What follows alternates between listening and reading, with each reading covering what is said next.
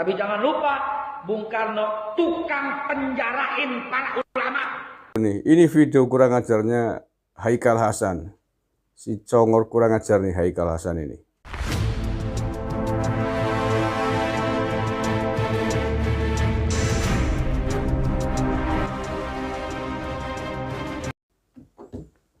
Assalamualaikum warahmatullahi wabarakatuh. Salam Nusantara, salam sejahtera untuk kita semuanya. Saudara-saudaraku sebangsa dan setanah air yang saya cintai, saya banggakan. Haikal Hasan lagi-lagi membuat kegaduhan nasional. Haikal Hasan memang benar-benar congornya tidak bisa dikendalikan. Dia ingin mencoba menutupi sejarah, ingin mencoba memutar balikan sejarah yang terjadi di negara ini. Ini termasuk luar biasa pernyataannya. Jadi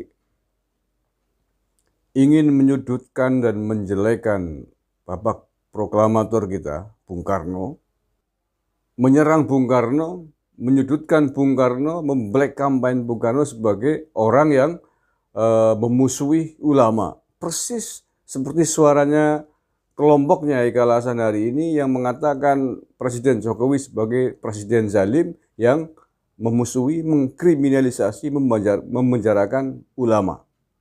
Tapi tidak menjelaskan mengapa para ulama atau orang yang disebut ulama ini dipenjarakan oleh Presiden Jokowi atau oleh Pak Bung Karno. Ini yang kurang ajar kan ini, brengseknya ini. Mestinya dijelaskan mengapa. Contohnya hari ini Muhammad Rizik Syihab ditangkap oleh polisi dan diadili. Kan ada kasus yang melatar belakanginya. Ada dugaan pidana yang menyebabkan dia ditangkap dan diadili. Begitu juga mengapa pada tahun sekitar 57 itu banyak tokoh-tokoh yang disebut ulama ditangkap oleh Presiden Soekarno atau oleh pemerintahan kita saat itu. Karena banyak tokoh saat itu yang menjadi pemberontak negara, terlibat dan menjadi tokoh pemberontakan DI dan TI di negara ini. Oke. Baik, sebelumnya kita simak dulu nih. Ini video kurang ajarnya Haikal Hasan. Si congor kurang ajar nih Haikal Hasan ini. Kita dengarkan dulu. Pak, saya cerita ya. Tanggal 11 bulan September tahun 1957 ada ijtima ulama tahun 57. Ada ijtima ulama. Di mana diadainnya? Di Palembang. Itu muktamar ulama yang pertama kali. Siapa yang pimpin? Kiai Haji Isa Ansari. Siapa sekjennya? Kiai Haji Ghazali Hasan. Siapa pesertanya? Buya Hamka, Muhammad Nasir, Safruddin Prawira Negara, ya, itu Masya Allah Sahrir, Kahar Muzakkar, itu Masya Allah top semua. Tahu apa yang terjadi di Jakarta? Tahu? Bung Karno bersama PNI-nya dan PKI-nya dan Nasakomnya ngata-ngatain ulama yang sedang rapat dan sedang muktamar. Mereka menuduh ulama yang sedang rapat itu, yang sedang muktamar itu amoral. Kata Bung Karno, jangan ditutup-tutupin, ini sejarah ini. Sejarah. Bung Karno kan proklamator, iya. Bung Karno berjasa, gue tahu. Bung Karno hebat, setuju. Tapi jangan lupa, Bung Karno tukang penjarain para ulama bersama Nasakomnya. Silahkan bantah kalau bisa. Silahkan bantah kalau bisa. Beberapa nama yang disebut oleh Haikal Hasan dalam pertemuan yang disebutnya sebagai Ijtima Ulama di Indonesia tahun 57 itu. Yang pertama sebenarnya itu bukanlah apa yang disebut dengan Ijtima Ulama kayak Haikal Hasan tadi katakan.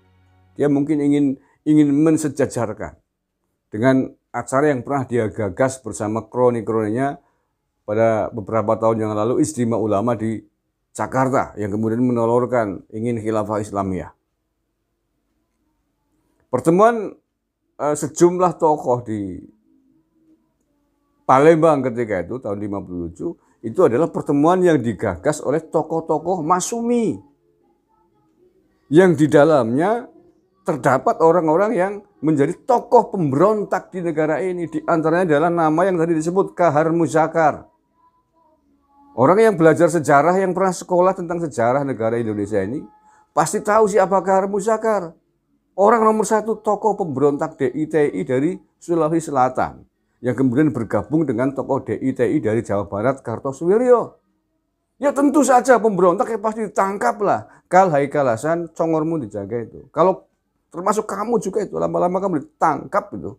Karena kamu membela tokoh pemberontak di negara ini. Jadi dijelaskan sejarah jangan lengkap dengan latar belakang asal muasal, asbabul wurudnya, asbabun nuzulnya, mengapa Presiden Soekarno melakukan tindakan tegas terhadap orang-orang yang menjadi pemberontak di negara ini ketika itu. Ketika itu pasca kemerdekaan, ya ini anak-anak muda ya, generasi milenial yang mungkin belum pernah mendengar. Saya ceritakan sedikit. Pada tahun 50-an itu, Indonesia dilanda konflik politik internal yang parah. Muncul sejumlah pemberontakan dari sejumlah wilayah di negara ini. Pemberontak contohnya tadi yang dipimpin oleh Kahar Muzakar dari Sulawesi Selatan. Mendirikan apa yang disebut dengan DITI, Tentara Islam Indonesia. Di Jawa Barat juga sama. Kartosuwiryo, bahkan Kahar Muzakar itu ditasbihkan sebagai khalifah ketika itu. Belum lagi di tempat yang lain. Nah, oleh karena itulah kemudian Bung Karno melalui Tentara Nasional Indonesia kita memutuskan sebuah kondisi darurat perang ketika itu. Nah, dalam kondisi itu kemudian negara memutuskan siapapun para pemberontak atau pengacau negara ditangkap demi stabilitas keamanan negara kita itu. Sudah jelas ya. Jadi jangan menjelaskan sejarah tanpa konteks. Baik, ini biar saya tidak dikira ngarang ya, saya bacakan sekilas tentang siapa Kahar Muzakar. Saya mau bicara Kahar Muzakar dulu saja lah ya. Oke, ini saya baca artikel di Kompas Januari 2021 kemarin. Judulnya Pemberontakan Kahar Muzakar di Sulawesi Selatan.